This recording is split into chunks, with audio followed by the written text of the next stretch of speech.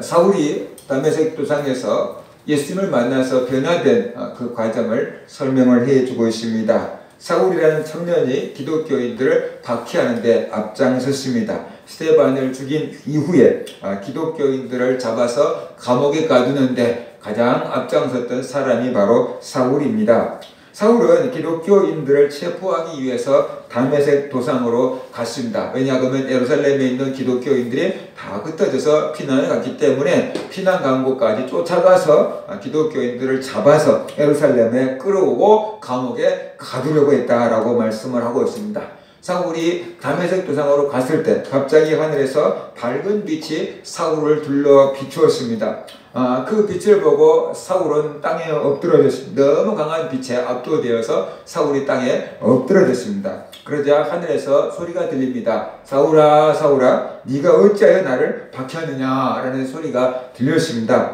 사울은 깜짝 놀랐죠. 도대체 내가 누구를 박해했다고 하는가. 나는 지금 정당한 법 집행을 하고 있는데 아마 이런 생각을 순간적으로 했겠죠. 사울의 입에서 이런 대답이 나왔습니다. 주여 누구십니까? 라고 이렇게 질문을 했습니다. 그러자 하늘에서 나는 네가 핍박하는 예수다 라고 이렇게 음성이 들렸습니다. 사울은 깜짝 놀랐을 겁니다. 내가 언제 예수님을 핍박했다고 해? 라고 이렇게 생각했겠죠? 그러다가 내가 지금 기독교인들을 잡아서 감옥에 가두는 게 예수님을 핍박하는 건가 보구나 라는 것을 깨달아 알았을 것입니다. 그리고 또 사울이 깜짝 놀란 것은 분명히 자기가 알기로 예수님은 십자가에서 못 박혀서 죽으셨고 장사 지내고 그걸로 끝났다라고 사울은 생각한 거예요. 그런데 기독교인들이 자꾸만 예수님이 다시 살아나셨다 라고 이렇게 얘기를 하니까 저것들이 유언비어를 퍼뜨린다라고 생각하고 사입이다 생각하고 잡아서 옥에다가 가두었는데 정말로 기독교인들이 말하는 것처럼 예수님이 살아나셔서 지금 하늘에 계시고 자기에게 이렇게 말씀하고 계시는 거예요.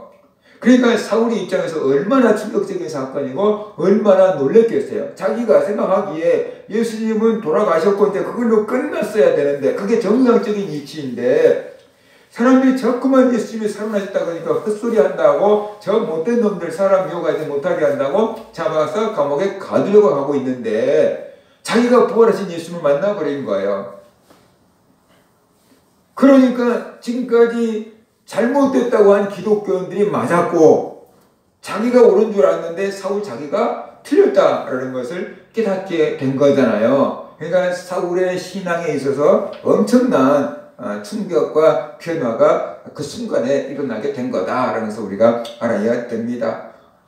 이게 교회를 다니고 신학을 하고 목사님이 되고 신학교 교수가 되고 그런 사람들 가운데서 요즘에 방언이 어디 있느냐, 기도하면 어떻게 병이 고쳐질 수 있느냐, 그러면서 사도시대 이후에 은사는 없어졌다라고 이렇게 생각하는 사람들이 있어요. 그런데 그렇게 굳게 믿고 있다가 자기가 기도하는데 자기 입에서 방언이 나와버린다 할지 그러면 이 사람들이 어떻게 되겠어요? 자기가 잘못됐다고는 생각 안 해요. 다른 사람들이 방언하는 것을 보고 저 사람들이 잘못했구만 이렇게 하던 사람들도 자기가 직접 딱 방언을 받고 나면은 내가 잘못했구나 이렇게 생각은 안 한다는 거예요. 그동안에 내가 잘못 생각했구나, 정말로 이런 게 있구나 라고 하면서 어떻게 돼요? 그의 신앙과 생각의 가치관이 확 달라지게 되는 거죠. 그래서 그의 신앙, 그의 성경을 보는 눈, 가르치는 것들이 이렇게 달라지게 되는 거다.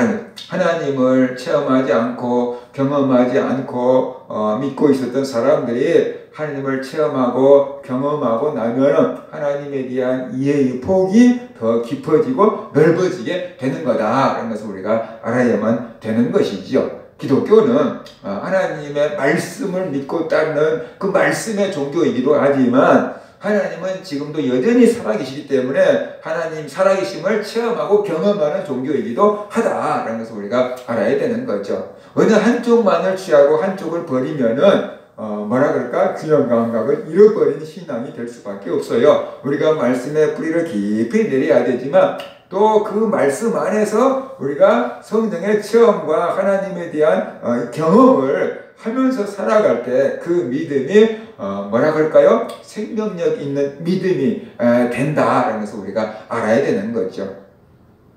사울이 땅에 엎드려져서 누구십니까? 라고 했더니 나는 네가 박해하는 예수다 라고 말씀하셨습니다. 분명히 사울이 직접적으로 예수님을 박해한 것은 아닙니다.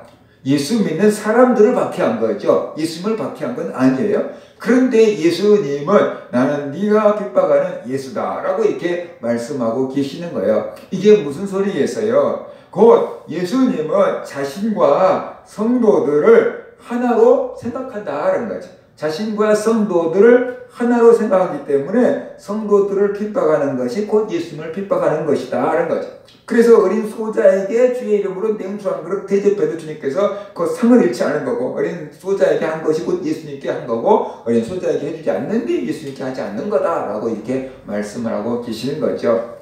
엄마는 자기 자녀를 가리켜서 내 분신이라고 생각하는 것처럼 예수님은 성도들을 가리켜서 자기 분신 곧 자기와 하나다라고 이렇게 생각을 하시는 거예요. 그래서 성도들을 핍박하는 것은 곧 나를 핍박하는 거다라고 이렇게 말씀을 하고 계시는 거죠. 예수님은 성도들과 자신을 하나로 이렇게 생각을 하는 거예요. 그런데 우리 성도들은 예수님 따로 나 따로 이렇게 생각할 경우가 많죠. 나와 예수님이 하나다라는 생각을 우리가 가질 때 주님 안에서 우리가 또 주님을 닮아가는 그런 삶을 살아갈 수가 있다는 것이, 나와 예수님이 어려울 때만 찾고 어려울 때만 만나주는 관계가 아니고 예수님과 내가 한 몸이 되는 것, 바로 한 일체가 되는 것, 그것이 어떤 신앙의 정수다라고 이렇게 볼 수가 있는 거죠. 부부간에 막 일심동체라 막 이렇게 얘기하잖아요. 근데 정말로 뭐라 그럴까? 부부 역할을 잘하는 사람들은 마음도 하나고 몸도 하나인 것처럼, 물론 따로따로지만 마음도 몸도 같이 이렇게 맞아가는 부부들도 있지만, 그렇지 않고 니는 니고 나는 나고 이렇게 살아가는 부부들이 있잖아요. 법적으로는 부부이지만 실제로 마음으로는 니는 니고 나는 나고 이렇게 살아가는 사람도 있고, 정말로 마음으로부터 몸도 다 하나처럼 이렇게 움직이고 바늘하고 실처럼 이렇게 살아가는 사람들도 있잖아요. 우리가 하나님을 믿을 때 예수님과 내가, 예수님 따로 내 따로 이렇게 어려울 때만 찾고 도움을 받고 이런 신앙도 있지만, 예수님과 내가 하나가 된 것처럼 예수님과 내가 성령으로 하나가 되어서 믿음으로 하나가 되어서 살아가는 것, 그것이 바람직한 믿음 생활인 거다. 그러면서 우리가 알아야 되는 거죠. 에녹이 주님과 동행했다는 것, 바로 늘 주님과 함께 했기 때문에 그런 이 기록이 써져 있는 거다. 그러면서 우리가 알아야 됩니다. 그래서 예수님은 나를 주님의 분신으로 생각한다. 나도 예수님이 나와 같은 함께 있다는 것을 우리가 생각하면서 살아갈 수 있는 그런 성도들이 되어야만 된다는 것입니다. 예수님이 사울에게 이렇게 말씀하셨습니다. 너는 일어나 시내로 들어가라. 네가 행할 것을 너에게 이를 자가 있느니라 라고 이렇게 말씀을 하셨습니다. 사울에게 행할 일을 가르쳐 주겠다라고 말씀을 합니다. 이 말씀이 무슨 뜻일까 생각을 해봤습니다. 예수님께서 사울에게 네가 앞으로 해야 될 일을, 너에게 이를 자가 있다. 그러니까 일어나서 시내로 들어가라 라고 이렇게 말씀했는데, 이 말씀이 무슨 뜻일까? 지금 사울이 하고 있는 일은 사울이 해야 될 일이 아니라는 거예요. 사울은 지금 자기 열정을 다 바쳐가지고 기독교인들을 잡아서 감옥에 가두는 일을 하고 있는데, 예수님이 하시는 말씀이 그것은 네가 할 일이 아니다라는 거예요. 너는 지금 엉뚱한 일을 하고 있는 거다라는 얘기를 지금 하고 계시는 거예요. 자기가 예수를 만나지 않았다면 사울은 끝까지 이렇게 엉뚱없는 일을 하면서 인생을 낭비하며 살았을 것입니다. 사람들은 부지런한 것이 이게 덕목이 있죠. 부지런해야 된다라고 가르치고 또 부지런하려고 참 애를 쓰지요. 그런데 잘못된 일을 하면서 부지런하면 정말로 그게 많은 사람들에게 피해를 주는 거죠. 제대로 된 일을 하면서 부지런하면은 많은 사람에게 도움을 주지만, 잘못된 일을 하면서 부지런하면은 그만큼 많은 사람들을 고통스럽게 만드는 거다. 그래서 우리가 알아야 되는 것이. 근데 잘못된 일을 하면서 사람들이 내가 잘못된 일을 하고 있다라고 생각하는 사람들은 많지 않다는 거죠. 자기 생각에는 내가 지금 옳은 일을 하고 있다라고 생각하고 있는데, 하나님 보실 때는 네 지금 엉터리 같은 일을 하고 있는 거야. 하지 않아야 될 일을 하고 있는 거야. 엉뚱한 일을 하고 있는 거야. 라고 이렇게 말씀하고 계시는 거예요. 사울은 분명히 자기의 신학과 자기의 인생과 철학을 다 합쳐서 정말로 자기가 당당하고 떳떳하고 어떤 영화도 정말로 얘기할 수 있는 그 일을 한다고 하면서 하나님이 일을 한다고 하면서 기독교인들을 잡아서 오겠다 가두고 있었거든요. 그런데 주님은 그게 네가 할 일이 아니라는 거지. 엉뚱없는 일을 하고 있다라고 지금 말씀을 하고 계십니다. 그래서 다메섹에서 굉장한 빛으로 사울을 꼬꾸라뜨려서 사울이 가던 길을 막았어요. 가만히 냅뒀으면 사울이 다메섹 도상에 가서 기독교인들 잡아서 예루살렘까지 다 끌어왔을 거예요. 그런데 예수님이 막으셨기 때문에 그 일이 중단되게 되는 거다. 그래서 우리가 알아요. 우리가 잘못된 길을 가고 있을 때 주님께서 막아주시는 것이 은혜입니다. 잘못된 길을 가고 있는데 주님께서 막아주시지 않으면 계속 잘못된 길로 가겠죠. 정말로 부모가 자식을 사랑하면 잘못된 길을 가면 어떻게 되겠어요? 그 길을 가지 말라고 야단을 치고 꼬중을 하고 혼내고 막 그러겠죠. 그 길 가면 안 돼! 막 이렇게 막 하겠죠. 그러니까 우리가 잘못된 길을 갈 때 주님께서는 우리를 사랑하시기 때문에 우리가 가는 길을 막는 것입니다. 때때로 내 뜻대로 안 되는 것이 화가 나기도 하고 기도했는데도 왜 안 돼요? 라고 막 할 수도 있겠지만 주님이 막으실 만하니까 막으시는 것이다. 그래서 우리가 알아야 되는 거죠. 그래서 내 생각에는 분명히 그것이 다른 길인 것 같지만 하나님이 원치 않는 길일 때는 하나님께서 막기도 하신다. 그래서 우리가 알아야 돼요. 이 막히는 것이 하나님이 나를 버렸기 때문이 아니고 어떤 의미의 이 막힘이 하나님이 나를 사랑하기 때문에 더 바른 길을 가도록 막고 계신 거다. 그래서 우리가 알아야 되는 거죠. 그래서 막힐 때 우리가 하나님의 뜻을 더 찾아봐야 되고 막힐 때 거기에 새로운 돌파구가 있기 마련입니다. 사울이 되나요? 나중에 바울이 되잖아요. 그가 아시아로 복음을 전하려고 얼마나 많은 애를 쓰고 노력을 하고 기도를 했습니까? 그런데 아시아로 가는 길이 다 막혔어요. 뭐 당시에는 배 타고 가는데 풍랑 잃어버리면 갈 수가 없는 거죠. 그러니까 사울이 자기는 아시아가 가슴이 뜨거운데 그 아시아로 가고 싶은데 길이 막히니까 기도했는데 환상 가운데 유럽 사람이 나타나가지고 손을 흔들면서 와서 건너와서 우리를 도와주라라고 하잖아요. 그래서 하나님 나를 유럽으로 보낸가 보다 하고 빌립보 지역으로 가서 빌립보 지역에 교회를 세우게 돼서 유럽 쪽에 먼저 복음이 들어가게 된 거다. 그래서 우리가 알아야 되는 거죠. 바울이라는 사람이 하나님의 뜻과 계획을 모르고 아시아로만 계속 고집을 피우고 있는데 하나님은 계속 그 길을 막으셨던 거예요. 막힘을 통해서 하나님을 바라보게 되고 막힘을 통해서 새로운 길을 찾을 수 있게 되는 것, 그것이 놀라운 은혜다. 그래서 우리가 알아야 되는 거죠. 그래서 때로는 막힘도 하나님의 은혜다. 그래서 우리가 알아야만 되는 것입니다. 내가 잘못된 길을 오고 있는데 하나님이 막아주지 않으면 큰일 나는 거예요. 하나님이 막아주셔야 돼. 근데 대부분 사람들은 내가 가는 길이 옳다고 생각하기 때문에 하나님 화를 내는 거예요. 근데 하나님 보시기에는 그게 아니고 더 좋은 길이 있으니까 이리 가. 그러면서 막으시는 거다. 그래서 우리가 알아야 됩니다. 우리가 가야 될 길을 가야 돼요. 우리가 해야 될 일을 해야 돼요. 우리가 해야 될 일을 하지 않으면 엉터리 같은 일을 해요. 엉뚱한 일을 하면서 열심히 하고 그것이 내가 할 일인 줄 알고 한다는 것입니다. 그러면 내가 해야 될 일이 무엇인가? 내가 가야 될 길이 어디인가? 그것을 가장 잘 알 수 있는 분이 누구냐? 하나님인 거예요. 왜? 하나님이 내가 갈 길을 가장 잘 아실까? 왜 하나님이 내가 해야 될 일을 제일로 잘 아실까? 그것은 간단해요. 하나님이 우리를 만드셨기 때문에 그래요. 나를 제일로 속속들이 잘 아는 사람은 부모죠. 여기 때부터 나서 쭉 길러고 지켜왔으니까 나를 제일로 저놈은 손가락이네. 엄마 아빠도 얘기하면 그거 만든 거죠. 그렇죠? 그러니까 그 나를 제일 잘 아시는 분은 부모님인 것처럼 하나님이 나를 이 세상에 태어나게 하셨고 지금까지 지켜오신 분이기 때문에 하나님이 나를 제일 잘 아신다. 나에게 은사를 주고 재능을 주신 분이 하나님이다. 그러니까 내가 뭘 할 수 있고 뭘 못하는지도 제일 잘 아시는 분이 하나님. 그리고 하나님이 나를 지으실 때 목적을 갖고 지으셨어요. 이 리모컨을 만들 때 에어컨을 켜고 끄고 귀찮게 쫓아다니지 않고 먼 데서 하려고 목적을 갖고 만들었어요. 이 컵을 만들 때는 물을 담기 위한 목적을 갖고 만들었고 이 마이크를 만들 때는 목소리를 크게 내주려고 목적을 갖고 만들었어요. 그러니까 마이크는 마이크로서의 사명이 있는 거고 컵은 컵으로서 지가 해야 될 일이 있는 거고 리모컨은 리모컨이 해야 될 일이 있는 거예요. 근데 마이크가 시계 역할을 하려고 하고 흡이 리모컨 역할을 하려고 하고 그러면은 어려워지게 되는 거죠. 그래서 하나님께서 우리를 만드실 때 특별한 계획과 목적을 갖고 우리를 만드셨어요.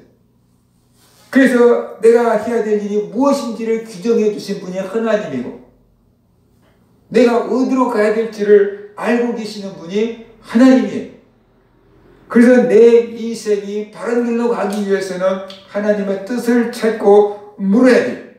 근데 보통 사람들이 점쟁이한테 가가지고 내가 어디로 갈까요? 라고 물어보면 뭐 동쪽으로 가시오 뭐 이런 식으로 얘기하는데 하나님이 그렇게 말해주면 얼마나 좋을까요? 내가 무엇이 될까요? 라고 물어보면 목사가 되라, 라고 의사가 되라 이렇게 말한다면 얼마나 좋겠어요. 물론 그렇게 응답을 받고 살아가는 사람들도 있어요. 그렇지만 대부분의 기독교인들은 그 응답을 받지 못한 채 살아가고 있다는 거예요. 그러면 어떻게 해야 되는가? 나를 지으신 이가 하나님이시고 나의 인생의 목표를 주신 분이 하나님이시고 나에게 재주와 재능을 주신 분이 하나님이신 줄 알고 우리가 하나님의 뜻을 구해야 돼. 그 다음에 내가 가지고 있는 길을 내가 처한 환경에서 어떻게 하면 하나님께 영광을 돌릴 수 있을까를 찾아볼 때 그 길을 갈 수 있게 되고 그 길을 하나님께서 열어주게 되시는 거다. 그러면서 우리가 알아야 되는 거죠. 이것을 깨달을 때 사람들은 사명을 깨달았다. 또 자기가 깨닫는 그 길을 갈 때 사명의 길을 간다. 라고 이렇게 말하게 되는 것이지요. 그래서 우리는 내 생각에 옳은 대로 가면은 그게 하나님 것이 아닌 길을 갈 수도 있어요. 그런데 중요한 건 이거예요. 하나님을 사랑하는 자, 그 뜻대로 부르심을 입은 자들에게는 모든 것이 한 명에서 선을 이룬다고 하셨잖아요. 그래서 우리가 하나님의 뜻을 이루려고 하고 하나님을 사랑하고 그러면은 내가 하나님의 음성을 듣지 못하고 이 길이 옳은 것 같아서 내 생각으로 막 갔는데 하나님이 아니시면 막아요.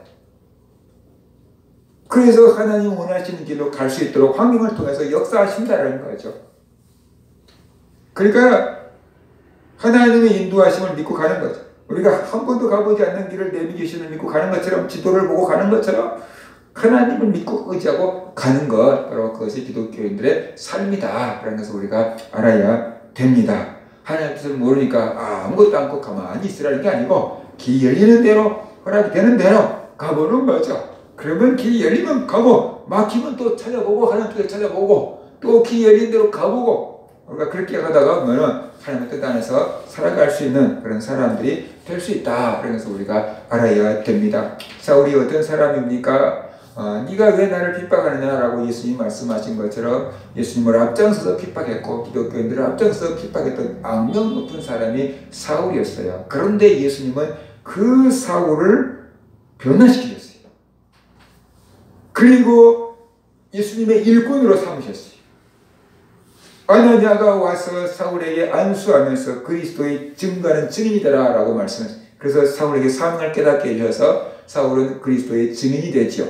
나중에 자기가 기독교인들을 핍박했던 것처럼 많은 핍박을 당하면서 감옥에 갇히고 매를 맞고 죽을 고생을 다 해가면서 그리스도 예수의 복음을 전했던 것입니다. 사울이 그 많은 핍박과 많은 그 위기를 겪어낼 수 있었던 것은 예전에 자기가 했던 일을 기억하면서 내가 스데반을 죽이는데 앞장을 섰고 내가 기독교인들을 잡아오게 가두는데 앞장을 섰으니까 뿌린 대로 거둔다. 뭐 그런 생각을 했겠죠. 그러니까 하나님 원망하고 불평하지 못하고 내가 왜 이 고생을 해야 합니까? 그러지 못하고 그냥 하나님 시킨 대로 그냥 갈 수밖에 없었던 사람이 바로 사울이다. 이런 것을 우리가 알아야 됩니다. 그렇게 사울 같은 핍박자를 주님께서 변화시키셨습니다. 예수님은 그 어떤 사람도 변화시킬 수 있는 능력을 갖고 계신다. 정말로 예수를 만나면 사람들은 변화된다. 예수를 만나고도 변화되지 않는 것은 제대로 못 만났기 때문일 거다. 라는 것을 우리가 알아야만 되는 것이죠. 그 핍박자, 우리 같았으면 지옥에 제일 뜨거운 불구덩이에다가 던져야 될 사람을 불러서 구원하시고 주님의 일꾼으로 삼아주신 분이 바로 예수님이십니다. 그래서 하나님 나라를 위해서 일할 수 있는 기회를 주었고 신약성경을 13권이나 쓴 위대한 바울이 되었다. 그러면서 우리가 알아야 되죠. 예수님이 우리를 구원해 주셨습니다. 그리고 우리를 일꾼으로 불러주셨습니다. 우리에게 성령이 오실 때는 구원의 은혜와 사명을 감당할 수 있는 사명이 따라오는 것입니다. 우리가 그 사명을 깨달은 사람도 있고 깨닫지 못할 사람도 있지만 예수 믿고 구원받은 사람에게는 사명이 있는 거다. 그래서 우리가 알아야 됩니다. 나에게 주님이 원하시는 사명은 무엇일까? 내가 처한 환경과 여건에서 내가 주님을 위해서 할 수 있는 것이 무엇일까? 찾아보면서 엉뚱한 일을 하지 말고 주님이 원하시는 그 사명의 길을 걸어갈 수 있는 그런 성도들 되시기를 주의 이름으로 축원합니다.